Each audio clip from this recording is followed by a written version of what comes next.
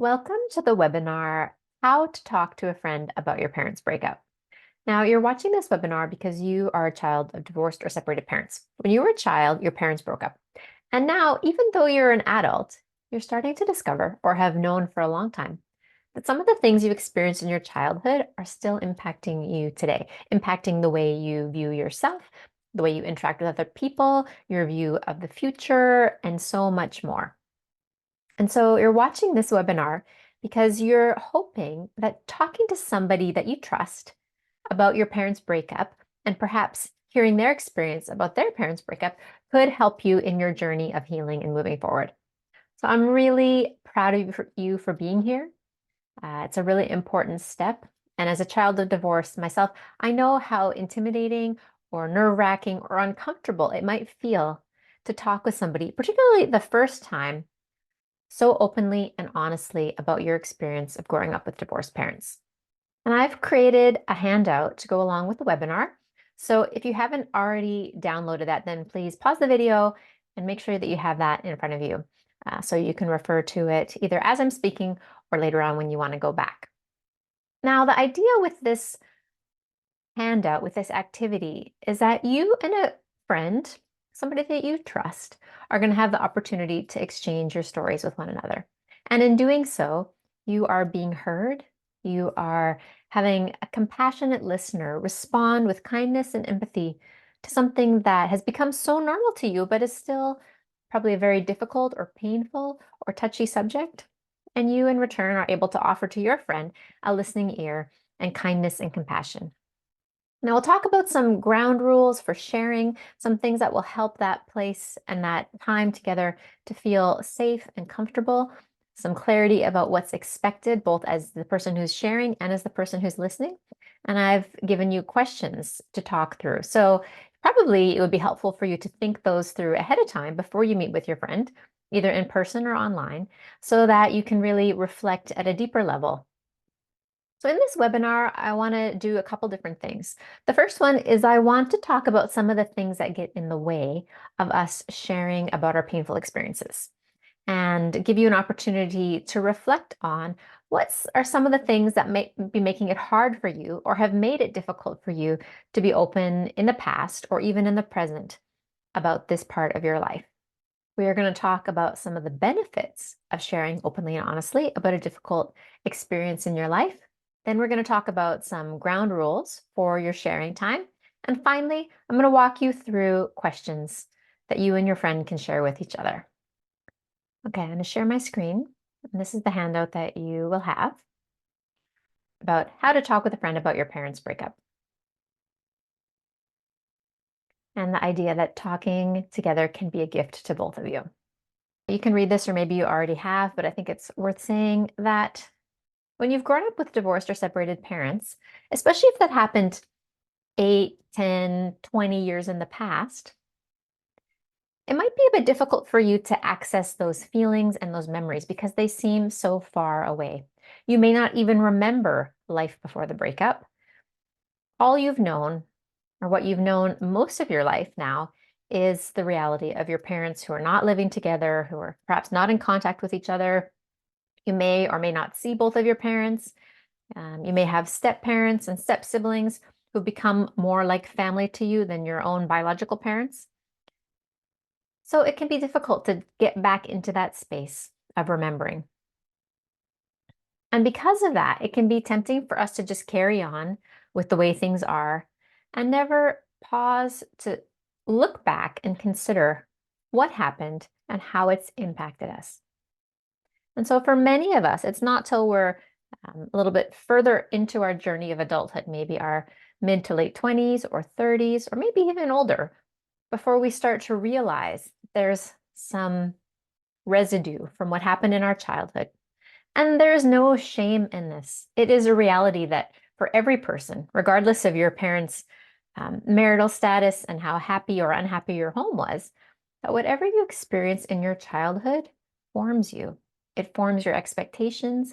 It forms your view of self. It sets you on a trajectory moving in a certain direction.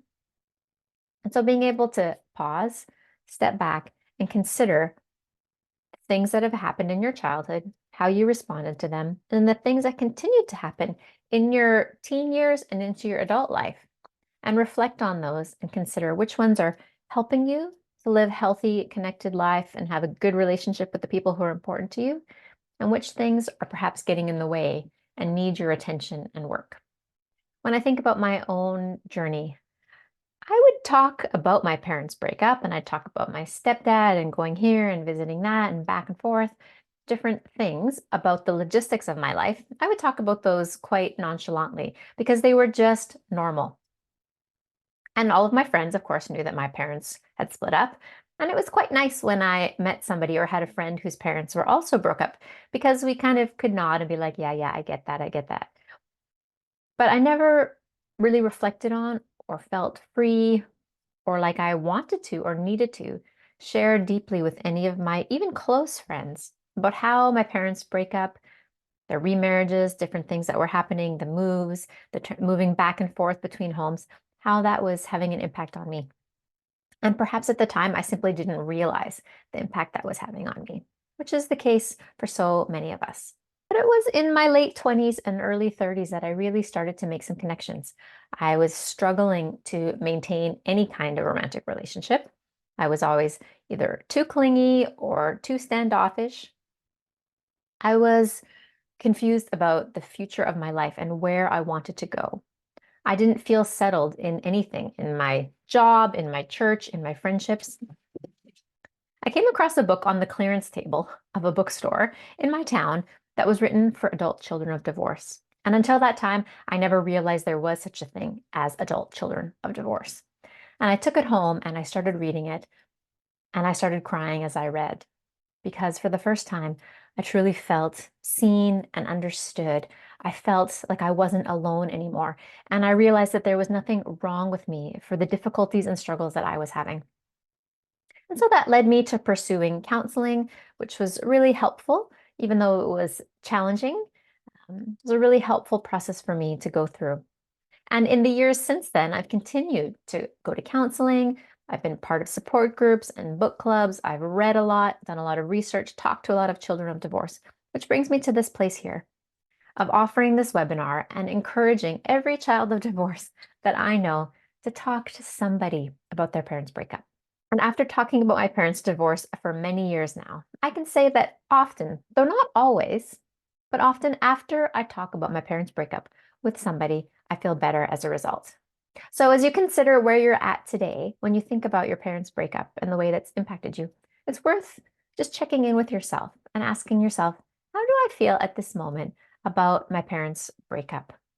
How do I feel about talking with somebody about it?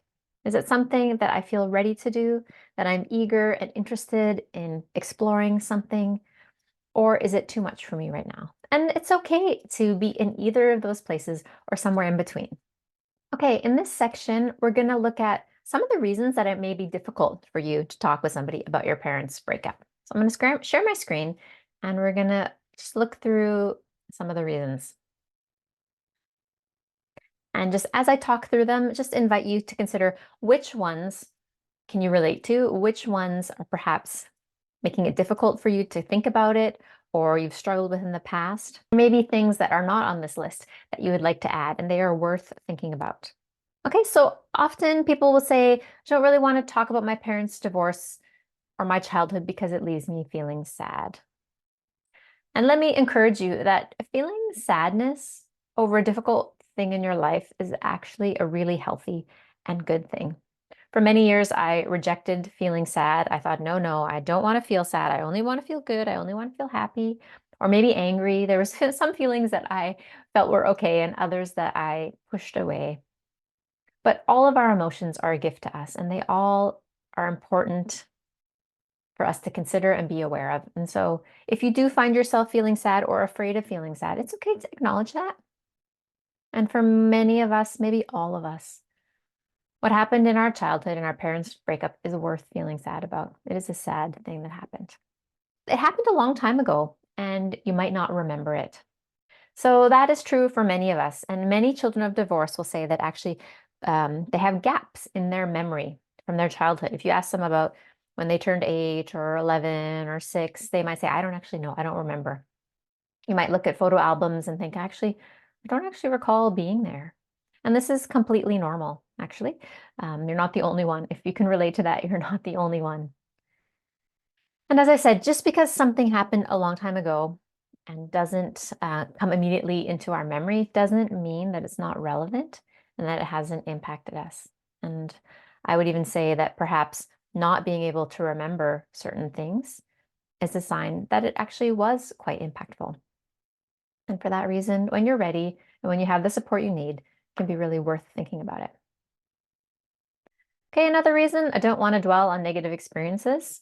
Now, I get that. It ties back to the first one of I don't want to go there. I don't want to feel sad. It's painful and it's difficult. And it's totally makes a lot of sense that we don't want to go there. And I think that there's a difference between dwelling on negative experiences and thinking about and reflecting on. Because when you think and reflect, there's a purpose for it. It's not just going back to wallow without any kind of reason for it, but it's with the goal in mind of being able to understand, find healing, and move forward. All right, another reason I'm afraid people will judge me for not moving on. And I've had quite a few people over the course of my life kind of make comments like, really? That's still bothering you? Didn't that happen 30 years ago? Or are you never going to get over that? Or why is this such a big deal for you? Um, and I can't convince them otherwise. But my encouragement to you, and I think it's worth reminding ourselves that it's up to us to do what we need to do to deal with our own pain and struggles. And if people are going to judge us or not is not actually relevant to our own growth. Okay, the idea that I can't change the past, so that can be a reason why we don't want to talk about it. Um, Again, it's worth admitting, no, I can't change the past. This is the reality of my life. And yet, when I can think about my parents' breakup and how it's impacted me with understanding, with compassion towards myself, even compassion towards my parents and the choices that they made at that point, it actually gives me more empathy and more courage to move forward and more clarity about what I don't want for my future. Okay, then this idea, it stirs up feelings of anger towards my parents. Yeah, okay, this is a big one. I think growing up, I did feel quite angry towards both parents for different reasons at different times. Some related to the breakup and some just related to teenage life and just the normal things that happen in life. But I do remember feeling quite afraid of being angry. Like that was a betrayal of one parent or that was unacceptable. So I really did push down my feelings of anger, or at least didn't express them in an honest and clear way. I didn't know how, and nobody taught me how to express my anger towards my parents. But it didn't go away. It just manifested in different areas of my life. So I think all feelings are valuable. They're all trying to communicate something to us. So in a safe place when you can let yourself feel that anger, it can be really healthy because it can help you to process that anger and then move forward. Another reason we can avoid talking about it is that we end up feeling confused and upset after the conversation. I get that. Times that I've said a few things and I thought, oh my gosh, why did I say that? And what are they going to think about me? It can be disorienting and upsetting to open that topic without maybe knowing where you're trying to go, or the other person isn't sure what to expect or what just happened. And that's one of the reasons I created this webinar and these questions, is that it does give us a format and a container to have a conversation about something that's difficult. So it's setting up our expectations, it's putting some parameters around us. The other person who's listening to us understands what they're getting themselves into, and hopefully that will reduce some of the stress or tension that we feel. Another thing that we can often avoid is that it sounds like we're attacking or criticizing our parents, particularly if there's one parent that we blame for the breakup and the other parent that we think was not to blame or faultless. And so it's difficult to point fingers or assign blame or even acknowledge that both parents had some role to play in the relationship falling apart.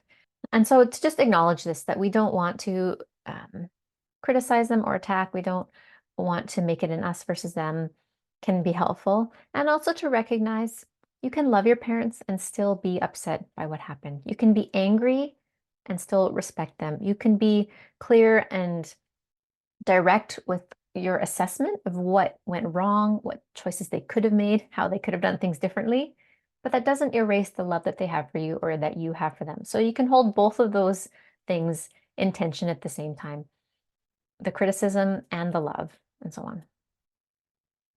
And perhaps we also feel like we should be protecting our parents. We don't want to gossip. We don't want to talk in detail about their choices, their lifestyle, or whatever it is that contributed to the breakup. I also think that's another reason why talking about it with somebody that you trust, somebody who's also opening up to you about their own life, can provide a safe place. I invite you, if now is a good time, to pause the video and take a few minutes to reflect on what are the things that have gotten in the way of you wanting to talk to somebody about your parents' breakup. Are there things from this list? Are there other things? Is it a combination? Maybe you're not sure. So if you want to write a few things down, or if you want to just go for a walk around the block, do something to just let those questions and thoughts stir up, and then we'll come back together for the next section. Okay, so I hope it was helpful for you to think through some of the reasons, some of the challenges, some of the obstacles that was making it hard for you to talk about your parents' breakup. And in this section, we're just going to talk about some of the potential benefits. And let me just say that we recognize the vulnerability that comes from even inviting somebody to talk to you about this topic. What if they say no? What if they can't handle it? What if we start talking and all of a sudden they freak out and they don't want to listen, or they don't want to pay attention? It can be really a vulnerable place. In my experience and in my research, I found that most of us really do want to be heard. We want to listen well to other people. We want to extend compassion and care to them. So I hope you've been able to find somebody, or you will be able to find somebody who fits that description of being able to listen and hold that space for you. And we're going to look at this quote from Dr. Kurtz Thompson, which he writes in Anatomy of the Soul. And he talks about the importance of being willing to share and listen one to another, and how this can actually change the neural pathways in our brain. So it's quite a hopeful idea that he describes in his book. So this quote says, "When a person tells her story and is truly heard and understood, both she and the listener undergo actual changes in their brain circuitry. They feel a greater sense of emotional and relational connection, decreased anxiety, and a greater awareness of and compassion for others' suffering." So who knew that something as simple as sharing and listening could be changing our brain in a positive way? Okay, so here are some of the benefits that I found about talking with somebody about your parents' breakup, and there may be more. So I'd love to hear from you if there's anything else that you would add to this list. But it simply reminds you that you're not alone. You're not the only person who's been through struggles and challenges, and you're not having to keep them secret. It can lift a burden from your shoulders, fears that you've had related to your parents' breakup. It helps you gain perspective on what you've lost. And I've often found that my own story becomes so normal to me that I kind of become numb to it. But when I hear somebody else tell their story, it may be very, very similar to mine. I am just struck to the heart with how sad it is and how difficult that must have been. I often find myself crying when I hear somebody else's story. And so that gives me perspective then on my own life and what I've lost. Sharing our story gives us space to release some of the sadness, anger, and grief that we feel. So keeping it inside rarely does any good, but finding a place, an appropriate place to let out some of that sadness or anger or grief can really be beneficial. Sharing our story can remind us of our strength and courage, because we have, all of us, children of divorce, have been through a lot. We have been through struggles and grief and loss and difficulties, and yet here we are, wanting to heal and move forward, and that's beautiful. Talking to somebody else can really strengthen that relationship and that bond that you have with them, as you each are open and vulnerable about an important event in your life. And then the last benefit I've listed is that when you talk about your parents' breakup, it gives your friend permission and an open space to then share their pain with you. It's like opening a door that they can walk through if they want. So when I read that list, I think, wow, why are we not all fighting to share our story with other people? But I get it. I get that there's lots of things that get in the way, but there's also a lot of really beautiful benefits. So how do those sound to you? And what am I missing? Are there other things that you would add to that list? Or maybe after you share your story, there's more things that you want to add then. Now, in this section, I want to talk through some of the practical considerations about sharing your story with a friend. The considerations for sharing with a friend. And I love this quote from Michael Nichols in The Lost Art of Listening, where he says, "It's getting the listening you need that makes you strong, not trying to do it alone." So as I've written here, it can feel odd to kind of bring up the topic of talking with a friend about your parents' breakup, um, which is normal. We feel normal when we talk about difficult and emotionally charged things. But so many of us want to be heard and we're looking for a place. And so if you're ready to talk about your parents' breakup, chances are somebody you know is also interested in that or would find it really refreshing and a real gift, but may not have the courage or the initiative or the opportunity, or they may not have come across this webinar and they don't know that there's a format and a way that you could do it. So inviting somebody else to walk through this with you could be a real gift to them. And the goal of the sharing time is to make a space where each of you can listen to each other without pressure to fix something or change something, without shame or judgment. You might get emotional, you might cry, and that's totally normal. It's expected, and that's okay. The questions can act like a container to guide you through a difficult conversation and prompt you along the way and give you this security of knowing where the conversation is going to go. There doesn't have to be any unexpected questions that pop out or any uncharted territory that you're going to have to walk down. Let me just also walk through these ground rules or suggestions. Okay, and the first one is simply the idea that who you share your story with matters. It requires a lot of trust and vulnerability to open up. Not everybody is able to listen with compassion, with patience, with sensitivity. Some people will want to quickly try to downplay your pain, or they may want to try to give you advice or tell you what to do. So yeah, be selective with who you pick and consider who amongst your friends have already shown kindness and patience and empathy, who's been vulnerable with you about their struggles. That might be a good person to choose. The next consideration is where you're going to meet. All right, so somewhere that is comfortable for both of you, where you'll feel relaxed, somewhere where you're not going to be interrupted or distracted. So I've listed ideas: a coffee shop, a park, one of your homes, or somewhere else. Number 3, discuss how long you have for the activity. I would estimate maybe sort of an hour per person. You want to make sure each person gets the chance, an equal chance to talk. So this really requires you to be sensitive and to exercise some self-control. So if you know that you are a talker, you're going to have to set your timer and make yourself stop when your time is up. And if you find it hard to open up, you might really have to get your courage and go for it. So one suggestion would be you each go back and forth. So I do number 1, then you do number 1, then I do number 2, and you do number 2. And that way. That way it breaks it up, the intensity a little bit, and it can help you stay on track with one another and make sure that you don't run out of time. The only challenge with that is that you can end up having a discussion about each other's lives, when that's actually really not the purpose of this activity.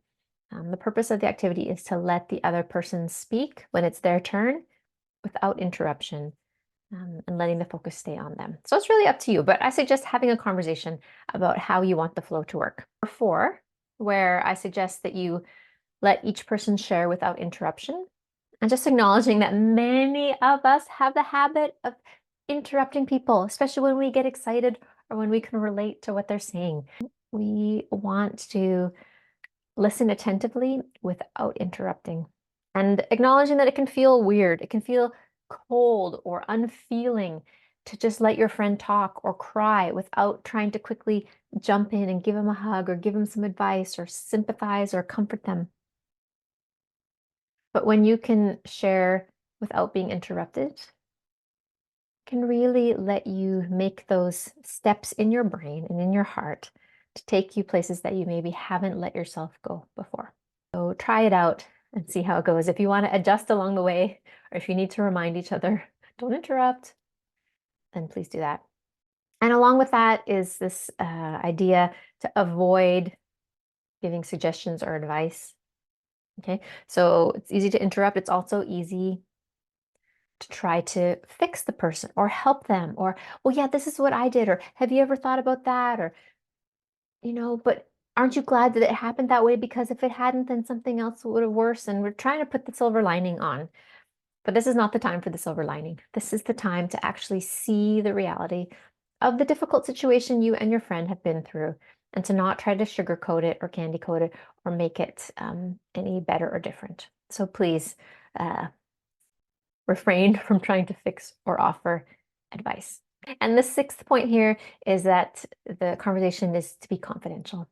So in order to feel safe to talk freely about difficult things and our feelings and our family and all the gossip and all the things that we mentioned in the hindrances, we each need to know that what we share is going to be kept confidential.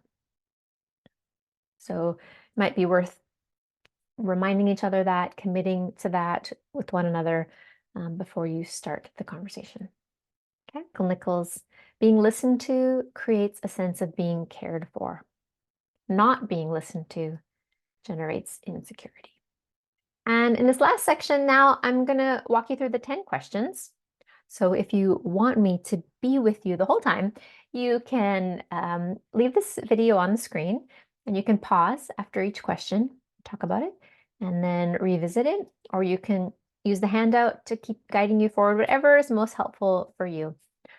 But like I said, it might be worth doing a little bit of math ahead of time. If you've got, for example, 2 hours, then how much does that mean for each question? Or if you each want to take a turn to go all the way through all the 10 questions, then make sure that you split up your time equally so that both people get the chance to share and to be heard. And of course, the reminder that there's no right or wrong answer. You and your friend may be at very different places in your journey of understanding, of processing. You may have very different perspectives. Of course, you've had very different situations in terms of the reasons behind your parents' breakup, the realities of your life after the breakup and before the breakup. Okay, so as I've written here, it's probably worth it for you to spend time looking through these questions before you meet. Okay, so question number 1, how old were you when your parents broke up? Second question, what do you know about why your parents broke up? And what did you know or understand at that time? And what do you know or understand now? You may have not been told anything. You may not remember. Your parents may have told you one reason, but you found out later on that there was actually a different reason. Your parents might have had different definitions or different explanations for why the marriage didn't work out and why they broke up. So all of these things are worth talking about. They're all like pieces of the puzzle that you're trying to put together when you think about your life and your memory and your childhood. The third question, what was the custody arrangement and how much time did you get with each parent? So here we're just looking at life after the breakup. And for many of us, there were different seasons. Maybe for a few years, things were one way, a few years, something was different. Maybe the situation was a certain way until one of your parents remarried and then things changed. We can just chat through that. You could look kind of year by year or chunks of time, whatever kind of fits your situation. Number 4, looking at what happened with your parents and your siblings in the years after the breakup. For example, did somebody get remarried? Were there more kids, stepkids? Did you move homes? Did you move cities? Was there another divorce or breakup? So you can kind of just talk through sort of the timeline of your family as well, parents and siblings, step siblings, just to paint the picture of what all was going on around you during the years after the breakup. And of course, you can share how you felt about that. How was it to move in with one parent, or when somebody got remarried, or when somebody got divorced again, or what was that like? Were there times that you felt close to one sibling or far from a sibling? Were your siblings a source of strength to you, or did they add to the tension and stress that you felt? So you can just explore all of these different things. Number 5, what are some key memories before and after the breakup? Okay, so this is a huge question. So it might be helpful for you to think about a few different categories. Maybe do you have a happy memory before the breakup and a happy memory afterwards? Is there a painful situation that happened before the breakup and something difficult that happened afterwards? What snapshots of your life are worth remembering and mentioning when you think about your family and your family story? Okay, number 6. How did your relationship with each of your parents change in the years following the breakup? You want to start off by talking about what was your relationship with your parents like before the breakup? Were you closer to one parent or the other? Um, and then what changed after that? Did you feel closer to the opposite parent after the breakup? Or did you feel distance? Or did you feel rejected? Or did you learn to lean on one parent? What was that like for you? What did you feel maybe you lost in your connection with your parents? And what did you gain?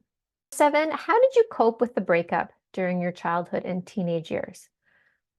And so what we're looking for here, not just I coped, I just put my head down and kept moving. It's more the question of how. What did you do to deal with the pain, the frustration, the confusion, the anger, the loneliness? What coping mechanisms, you could say, did you use? Did you turn to your friendships? Did you turn to schoolwork? Um, did you avoid things? Did you develop some type of unhealthy habits to help you? Did you connect more with a grandparent or really dedicate yourself to a hobby or to your church or religious experience? What did you do? What worked and what didn't work? What Number 8, what were some spoken and unspoken messages you received about yourself, about other people, and about God as a result of the breakup? Okay, now this one will take quite a bit of self-reflection because particularly when it comes to unspoken messages, it can be quite painful or difficult to articulate them. Think about one message that I received about myself was that I wasn't worth sticking around for, and that I wasn't worth sacrificing for, and that other people were always more appealing to be with than me. Number 9, how has your parents' breakup impacted your view of love, relationships, and marriage? And this is a really deep and profound one. This is one that doesn't just go away by ignoring it. Our parents, as our first role model of love and connection and commitment, the way that they interacted with each other really sets a precedent for us. If we learn from our parents that love doesn't last, or that people don't keep their promises, or that marriage only makes one person happy, then we often will carry those views with us subconsciously into our own relationships and our own views of the future.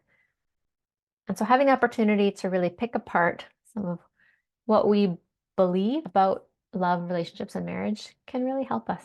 And the ones that are not accurate or that we don't want to hold on to, then we can hopefully learn to let go of them. Number 10, what do you wish you would have known as a child who was going through a parent's breakup?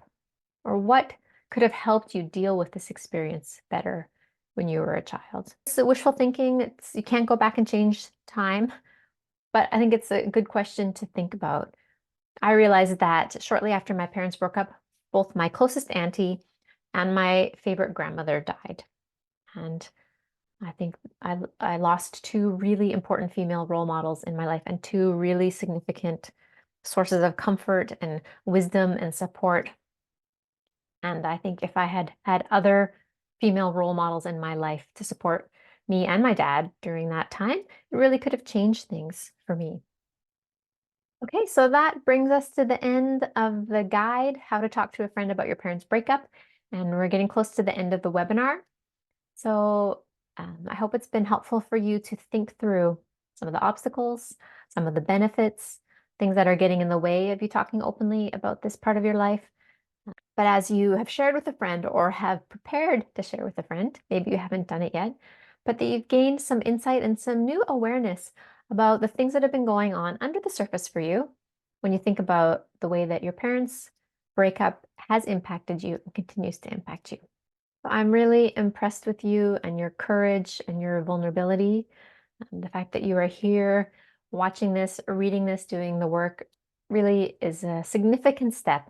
And I really trust and hope that it will move you forward on your journey of healing and connection.